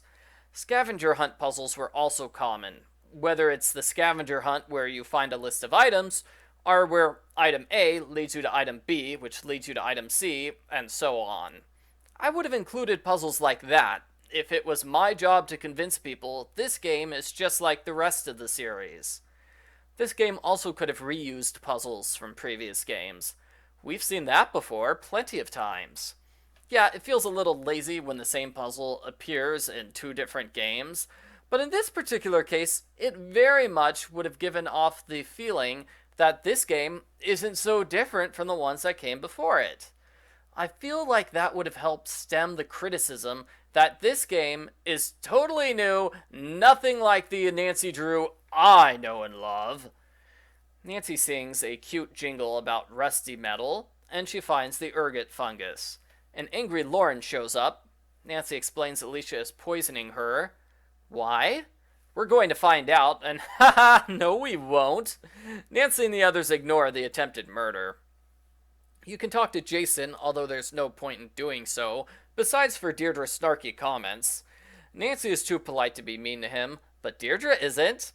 On the other hand, Deirdre is super mean to Lauren. She interrupts the conversation to accuse Lauren of being related to Tituba, and Nancy has to cut Deirdre off. When they leave, Nancy chides Deirdre for doing things the wrong way, and Deirdre is not at all apologetic for accusing a total stranger. Deirdre's a jerk, but she and Nancy could probably do a successful good cop, bad cop routine. Talking to the Hardys is funny. Joe complains it looks suspicious to run around in a graveyard with a shovel, and he points out they're not boys, even though Hardy Boys is their nickname. They report they drank Lauren's tea shortly before the ghost sighting. When you talk to Olivia, Nancy tells her about the ergot theory. Then, when you ask what she ate and drank yesterday, Olivia asks, "Why do you want to know?"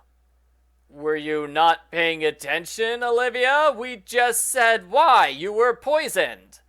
Nancy is very insistent about where the tea came from. She asks, "Whose faucet?" twice. There are no background characters on the third day, besides Sweater Guy in black ponytail. He says the neighborhood watch probably exposed the Perrys as members of the Paris family, and they deserve it. Wow, Sweater Guy is surprisingly intense. Sadly, this is a random red herring. We don't hear about this neighborhood watch group outside of the conversation. Oh, and in the byline of the author of the newspaper article later on. Nancy asks the judge for the CCTV footage, and he gives her a USB drive. Nancy tries to talk further, but the judge and Alicia are too busy to talk. They're planning to give Hathorne House to the state, so it can become a museum. As for May, there's nothing definite, but the judge heard there will be an arrest later today. If you click on the judge after this, we have reused dialogue from both the judge and Nancy. "Can I help you, Miss Drew?" "No!" Well, that was uncharacteristically rude of her. When you leave the office, Deirdre starts a conversation about Ned, because of course she does.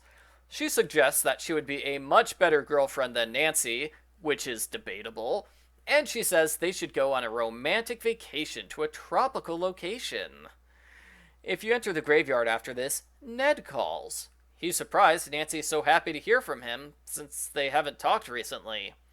Nancy tells Ned about the vacation idea. Ned wants to have a longer conversation about something when Frank interrupts.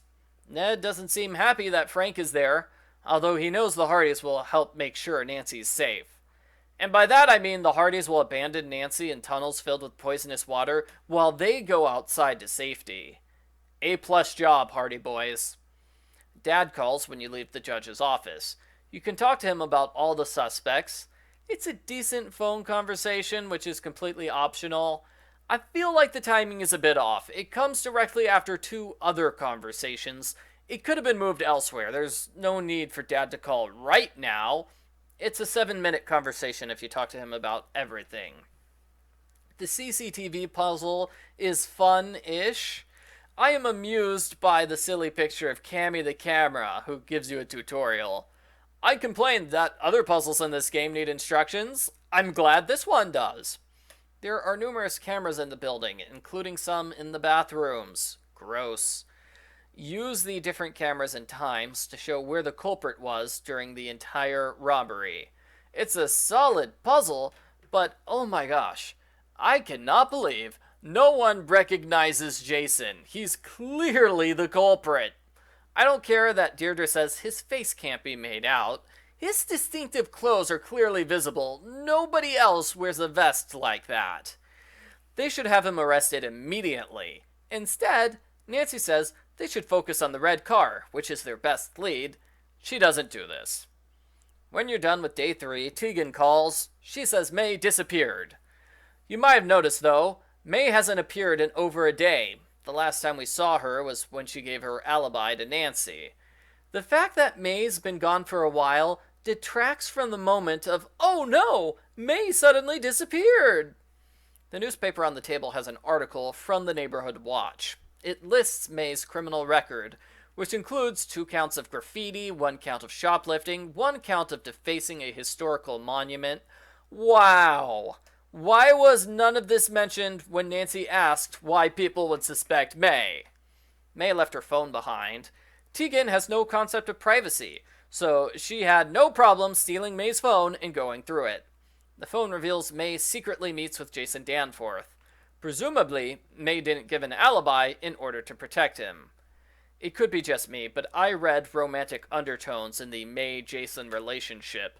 She has to really care about him if she's willing to risk jail time to hide the fact that they met each other. Tegan is sure May will be arrested now. No matter what you say, Tegan confesses she is the culprit. Whoa! That's a pretty big, unexpected plot twist. Tegan was searching Hathorne House for Frances's will when she accidentally set it on fire. Tegan apologizes for dragging Deirdre and Nancy into this. Clearly, she didn't want them to actually solve the mystery. She just wanted them to find enough evidence to clear May. Like, they would end the investigation after clearing one suspect. Tegan hoped the entire thing would blow over, like everyone in town would forget about it after a while.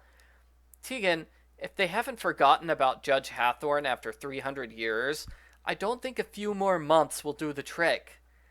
Deirdre really lays into Tegan here, and rightfully so. Tegan should be ashamed of herself, and she should confess immediately. But she doesn't. The game mostly ignores Tegan after this to focus on finding May.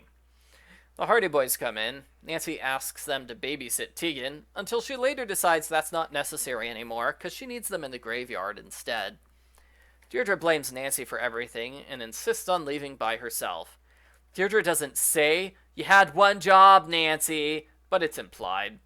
As Nancy notes, that is totally unfair. It's not her fault Deirdre's relatives are lying criminals. Deirdre claims they'll do a better job of finding May if they split up. That is clearly wrong, because Nancy's stranded here without a car. There's no way she can search for May in town when she can't get to town.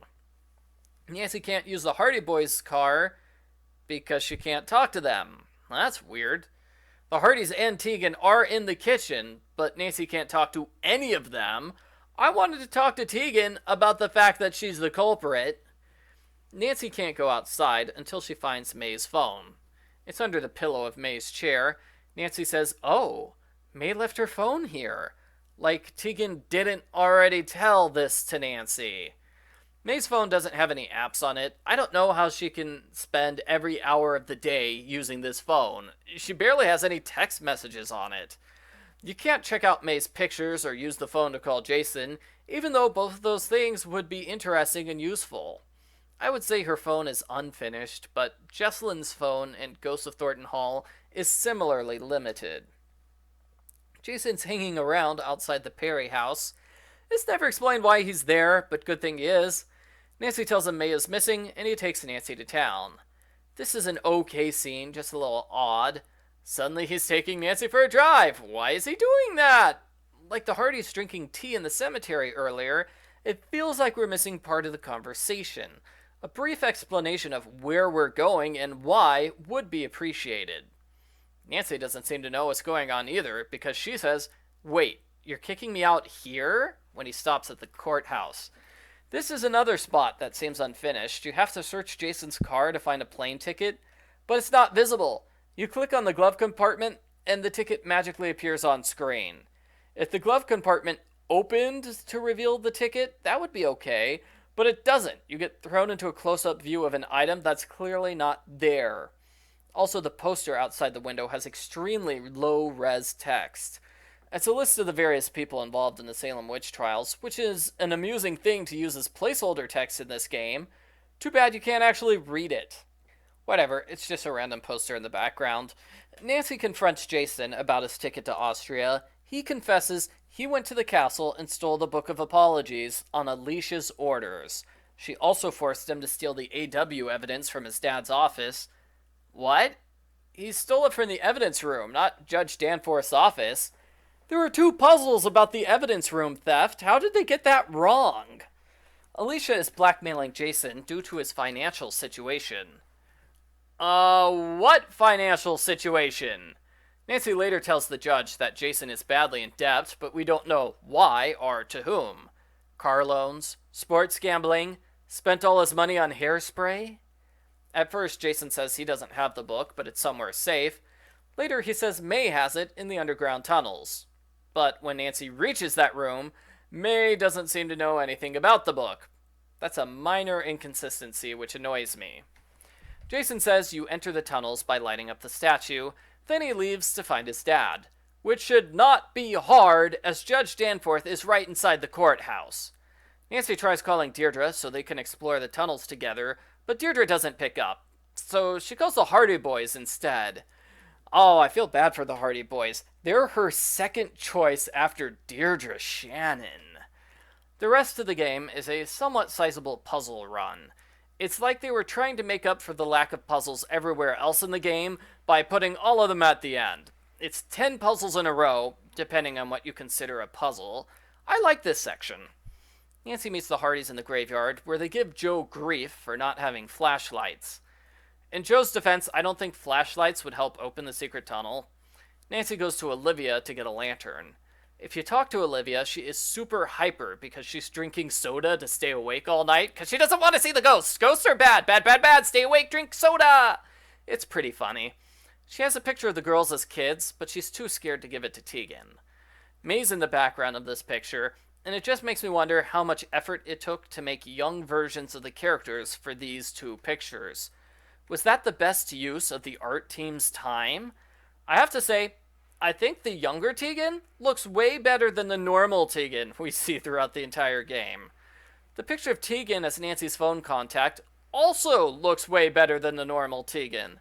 Just in general, the phone contact pictures are great. If the characters looked that good the entire time, I don't think people would be complaining about the character graphics in this game. The game doesn't let you go anywhere else. If you travel to Deirdre's car, Nancy says, "Not yet." What are you waiting for, Nancy? If you go to Hathorne House, which is presumably where Deirdre is right now, Nancy says, "No." You put Olivia's lantern on the statue. The idea is that a secret tunnel opens up, and it's so impressive, the Hardy Boys are awed. In the game's trailer, this scene looks cool. The secret tunnel glows blue, and this tombstone slowly moves aside. Neat! In the game itself, this scene is terrible.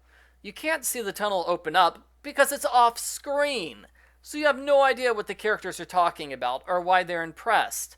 If you move the camera to the correct angle ahead of time, you still can't see anything because there are plants in the way covering up the entrance to the tunnel. It's also not blue, it's just completely dark, making it harder to see. All in all, it's a badly done scene. It looked way better in the trailer. I don't know why they changed it. And if I'm going to bring the trailer into this, the ticking clock in the trailer looked great. That was my favorite animation from the trailer. I thought it was good, and I have no idea why it's not in the game. Deirdre calls with a dramatic confession. That makes 3 dramatic confessions in a row. I got a comment on my walkthrough saying, the game is handing the plot reveals to the players. I agree. It would have been nicer if Nancy figured these things out on her own, as opposed to people just tell her. Even Nancy finding the plane ticket in Jason's car, as forced as that was, is more satisfying than, without prompting, Deirdre calls and confesses. Deirdre confesses she was babysitting May the night of the accident. Now I'm wondering how old Deirdre is in comparison to May. Deirdre feels incredibly guilty, because if she had been less negligent, maybe May wouldn't have been caught in a fire. I like this confession. It was very different to have a crying Deirdre scene. I thought Nancy would try to comfort Deirdre, but instead, Nancy seems annoyed at being interrupted and she just wants to get the phone conversation over with as soon as possible. I'm a little surprised Nancy doesn't ask Deirdre to join them in searching the tunnels. Deirdre's not that far away, and Nancy just called for Deirdre's help a few minutes ago. Click on the secret tunnel to enter it. Nancy says they'll use their cell phones as flashlights. Okay. I wonder why no one thought of that earlier when she complained they needed light for the statue. Weirdly enough, you start in a dark tunnel. You have to take a step forward into the darkness before the characters turn their lights on. Why didn't they turn the lights on right away? Nancy pulls out directions, which confused a lot of players. Where did she get directions from? They're actually from May's phone. If you look at May's phone while it's in Nancy's inventory, the lock screen is the directions and the compass. Most people miss this because there's no reason to look at May's phone a second time. Also, May's phone disappears from Nancy's inventory after she talks to Jason. I don't know why it disappears. Nancy clearly still has the phone on her. So, the directions don't come from completely out of nowhere, but there is no reason for Nancy to believe the directions are for this area. They could be directions for anywhere. May clearly doesn't need directions to get through the tunnels. The puzzle is okay. If you mess up, you get transported back to the beginning again. To solve the puzzle, you follow the north, south, east, west directions. The way you turn depends on which direction you're standing in. About halfway through, there's a pounding noise, and Joe screams. The Hardys split off to follow the noise. This time, the puzzle is to follow the AW signs that are hidden by certain doorways. I prefer this variation of the puzzle, but it doesn't make sense that the AW signs lead to this particular room. Why make a trail to the secret prison room? Partway through the puzzle, Frank interrupts to note they're standing in sewer water. That is gross and unnecessary, and it completely throws off my sense of direction because the screen does a U-turn so the Hardys can look at each other. They arrive at a door where the pounding is louder. Frank introduces himself, and it's Deirdre. A bookshelf fell on her, and she needs help getting out. The door is locked with an Icosahedron puzzle. Never heard of an icosahedron before this game. I thought it was a cool puzzle. It looks neat, and it definitely takes advantage of the full 3D models. You can look at it from all angles. The ability to zoom in on the centerpiece might have been helpful, though. That way it's easier to figure out, which pieces match with it. The puzzle is to swap the pieces so they all fit together, like a 3D jigsaw puzzle. It's easiest to solve this puzzle through random guessing, because you can easily tell if a piece fits into place or not whenever you click. It slides towards the center. If not, if it just stays outside, then it's in the wrong spot. Use the finished icosahedron on the door to open it. The Hardys save Deirdre, and again, I'm sensing something between Joe and Deirdre. He's very worried she was dying, and her voice cracks when she says, "She could have." Deirdre laughs when Joe says he was easily able to lift the bookcase with man strength. He's a hardy man, not a hardy boy. And thanks to this scene, the phrase man strength has entered my vocabulary. Deirdre explains they're in Hathorne House. She got in through a secret entrance, past the stairs. How? Where was the secret entrance? Nancy searched the house and didn't find anything, even though she's the queen of finding secret passages. The floor has a large puzzle. It's not explained who made the puzzle, when, how, or why. This is the room where Abigail Woodley was kept prisoner, and I doubt she would have been allowed to make puzzles while being kept prisoner. The puzzle depends on Francis Tuttle's letter. Joe took the letter from Nancy without asking when they split up in the tunnels. Joe, you little thief. The 4 paragraphs in the letter match the 4 rings of the puzzle. Using the reference book in the room, you figure out which things are mentioned in the letter. There are 2 per paragraph, and you have to click them in order. This puzzle is tough, but fair. If you make 4 mistakes, you get the first death scene of the game. There are no deaths in the game outside of the endgame sequence? When you solve the puzzle, the screen fades to black, and then we see a house appear on a pedestal. I have no idea where it came from. I'm guessing there was going to be a cutscene where the pedestal rises from the ground, but they weren't able to finish it on time. The skip cutscene option shows up during the fade to black. I haven't mentioned that yet. You can press the escape button during cutscenes to have the option to skip them. It's a neat feature, but it only works for cutscenes where there's a black bar on the top and bottom of the screen. For the other cutscenes, you just have to click, click, click, click, click, click, click to get through all the dialogue and skip them. The house is a puzzle box. It's a fairly easy one because the door and the chimney are the only things you can interact with. Like before, there's a 50-50 chance of getting it right. The door opens up the roof where you press a button to find the will. At last! The game switches to Nancy. She arrives in May's secret room to find May unconscious with a leg injury. Was this explained? How did May get injured? There's no one else in the room, and the culprit doesn't know how to get here. Nancy sits May by the door because she has a concussion. May wants to leave, but Nancy wants to find the Book of Apologies first. The room is a cool little hideaway. It's got posters and artwork in what looks like a gym bag. The only thing you can look at is a letter from Waverly Academy saying May got a scholarship. Good for her! This, and Professor Hotchkiss's name on a book in the museum, appear to be the only little references to previous games. Behind a poster is a puzzle box. This is a puzzle which might have worked better in 2D, not 3D. It's a jigsaw puzzle. You want to put all 16 pieces into the center so the edges line up. The boxes are a bit too small, making it hard to see the edges without getting a close-up view. The developers must have realized this problem because they added the close-up view. You certainly can't get a close-up of the pieces in the Icosahedron Puzzle. This is the third and final puzzle that's different on Amateur Sleuth and Master Sleuth mode. Master Sleuth is trickier because you have more circular edges and triangular edges. Some people thought Master Sleuth mode was easier because each piece is more distinct. Unlike Amateur Sleuth mode, there are no duplicate pieces. I personally thought Amateur Sleuth mode was easier because the triangle pieces are only on the far left and right edges, so you can get the edges done pretty easily. The solution is the same every time, but the starting location of the drawers changes. Solving the puzzle gets you the Book of Apologies. May complains, "Great, can we go now?" May, you were the one who insisted on sitting this puzzle out.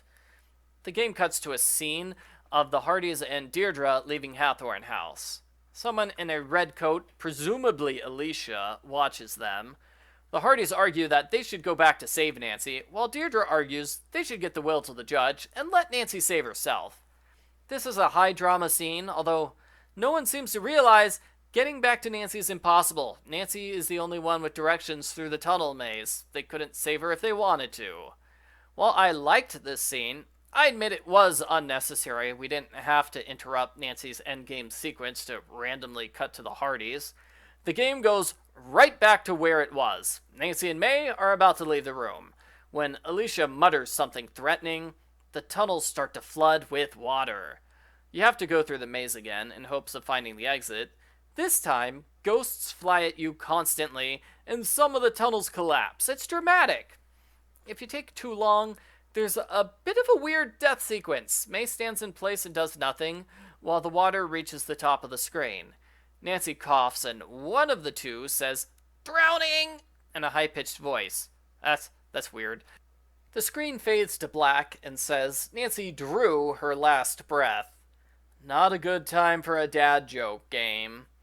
I like this death scene better than the other two because it's unique. Something happens. The other two are just shake the screen, fade to black. The second chance screen is just some white text on a black screen with no animation. I wouldn't be surprised if it was a placeholder that made its way into the final game. Other games had much more interesting game over screens and death scenes. The maze challenge is a decent one. Nancy and May make it into a small puzzle room. I like this room. It has a bunch of small things for you to do. I wish the tutorial area had been more like this room. That would have been better. I actually would have liked the tutorial area a lot more. May is greatly disturbed. You can ignore her, or you can get her to talk about the night of the fire. May was jealous of Tegan and her cool friends, so she tried to scare them with weird noises. Tegan and her friends knocked over a candle while running away. May feels guilty about this, but it sounds to me like Tegan is the guilty one. Tegan almost killed her sister, then let her take the blame. She let May take the blame for both of her fires. Tegan is just a terrible person. May has a slightly weird animation where she stands up straight and her elbow points out, and then she goes back to leaning backwards. It's just so sudden to see how she goes from leaning to standing up and then back again. When you see the candles in the room aren't lit, you can ask May for a lighter. She asks, Nancy Drew smokes? Only when I'm on fire. I love that line. It's a hilarious callback to Ghost Dogs of Moon Lake. Nancy says the same thing to Red Knot. On the other hand, May is a burn victim, so it is super insensitive to make jokes about being on fire. A paper in this room says, I'm just a shadow. That's a clue to use the paper on the lit candles. Tricky. This reveals a certain brick in the wall. Inside the AW barrel is a piece of metal. You use it on the brick. May warns that you could die. She can sense near occasions of death in her scars. Again, you have the option to ignore May outright, or Nancy can explain May is sensitive to air pressure and processes things quickly. She also has a near photographic memory. These are some interesting ideas which never get developed because we're at the end of the game. There's no time to develop them. I don't know why they were included. If you pick the wrong brick, it's a game over scene. The correct brick gives a feather. Use it and the feather on the table on the angel statue. Nancy needs to dust off the angel statue first. It's a little weird this is the only thing in the room that needs dusting, but it's easy enough. Click and drag your mouse all over the statue until Nancy says it's clean. The final puzzle is moving the feathers on the right wing to match the left wing. It's a decent puzzle, which we've seen in so many other Nancy Drew games. The move items into place, but when you move one item, another item moves puzzle. I like it, and it works with the limitation that you can't move a feather too far out or too far in. Solving the puzzle opens a box with AW on it. Use the key from the tutorial area on the box. Yes, that's the reason Nancy had the key for the entire game. This puzzle. That opens the door so Nancy and May can escape. The next scene is weird. It looks like Nancy breaks into the courthouse by smashing a door twice. This raises a ton of questions. Where is she? That hallway leads to the bathrooms. How did Nancy get inside the bathrooms? Why is she breaking down the door to the hallway? Why didn't she come in through the normal doorway? If the courthouse is locked, how did Deirdre and the Hardys get in? Both detective groups came from the same basic area. How did they not see each other? It's just a weird transition which doesn't get addressed. The Hardys try to talk to Nancy, and she says she knows they have the will. No need to recap. How does she know they have the will? How does she know anything that happened to them? That's also weird. So, weird transition from Nancy and May in the one room to the judge's office. Things get back to normal when Nancy enters the judge's office. We have a long scene of Nancy talking to the judge and Alicia. Alicia's mad and dismissive, but the judge is willing to hear Nancy out. Nancy explains Alicia poisoned Lauren with ergot. Alicia refuses to answer Nancy's questions, then proceeds to answer Nancy's questions. Okay? Alicia claims she got the waterworks map for good reasons, and it can't be used against her because Nancy illegally searched her office. Nancy asks about flooding the tunnels just now, as Alicia has wet shoes and a coat. Coat? What coat? Alicia's not wearing a coat. Her shoes are wet, but they can't be seen unless you move the camera down. Alicia claims Judge Danforth has an alibi. They've both been here for the past hour. He can confirm this. That's a solid alibi. How did she flood the tunnels then? Alicia throws Jason under the bus for the evidence room theft. She claims he stole her car and did it on his own. Alicia makes a big deal of how easy the burglary was. She says, "Look here on the wall, an access code!" Like her shoes, the post-it note is not visible unless you turn the camera. Whoever picked the angle for this scene did a bad job. I would have moved the camera so the things the characters talk about can actually be seen. As for the Book of Apologies, May suggests checking with the airline. They could verify Alicia bought Jason's tickets, and odds are it's not a fraudulent charge. There's a close-up of Alicia here as she gives a full confession. Oh, the close-up does not look good. Her confession includes a fair amount of ranting against the various characters and the town for being stuck in the past. Alicia wants the Hathorne House destroyed so she can make tons of money in real estate. Alicia brags she can't be stopped because there's no evidence to prove anything. No evidence? You gave a full confession in front of a judge and several witnesses. What are you talking about? No way to prove you're guilty. That's it for Alicia. For the rest of the game, Alicia awkwardly shuffles around and stares at the corner. She just stands there and says nothing while the characters talk about other stuff. That's weird. I think they should have moved her off camera for this part. The Hardy Boys don't do anything in this scene. The game could have said, oh, the Hardys took her away to be arrested. Judge Danforth says Alicia's right because there is no legal heir to Hathorne House. At this point, you can pick one of three endings. You can present the Book of Apologies, so AW gets the house. You can present the will, so Lauren gets the house. Or you can present both pieces of evidence to claim they both share the house, which I think is the best option. After this, you get a second choice. Judge Danforth asks about the fire. And this was not a good dialogue tree. The options are Tegan intentionally set the fire, and Tegan Perry is responsible for the fire. Which option is the one that accuses Tegan? It sounds like they both do. But if you pick the option Tegan Perry is responsible for the fire, Nancy claims the fire is an accident. There's no way to know that ahead of time. They should have rewritten the choice, so it's clear one option is blame Tegan and the other is claim it was an accident. The way it is now, the choice looks like blame Tegan and blame Tegan slightly more. The ending changes slightly, depending on who gets the house and if Tegan is arrested. 90% of the dialogue is the same, but there are smaller changes, which is nice. I like the multiple endings. Each ending has its own achievement, which is less nice. You're basically forced to watch the same 15 minutes 3 times just to unlock all those achievements. In all endings, Nancy gets mad at the judge for not getting a statement from May. As I said earlier, it's not the judge's job to build a case against May. The judge should not be involved in the arson case at all before it goes to trial. Nancy's very harsh to the judge. I personally like the sassy, take no prisoners approach here, just like I did when Nancy used it in the final scene. It just seems out of place. If Nancy talked to Tegan that way, I would have no problem. I would really like that. But Judge Danforth has been portrayed as a complete idiot the entire game. He's so incompetent, it's supposed to be funny. And now we're taking him super seriously? For something he has no control over? It's weird. The judge is shocked to learn May is still friends with Jason. Nancy warns Danforth he'll have to be impartial when sentencing Jason. And oh, Nancy, Danforth would not be allowed to hear his son's trial. That's a conflict of interest. They would give that case to another judge. After this is a party at the Perry house. It starts with Jason apologizing to May for everything he did. May isn't even kind of mad. She knows he's a good person. This feels vaguely romantic to me, like they were building up to a kiss. They walk towards each other and get close, but Nancy interrupts and they leave.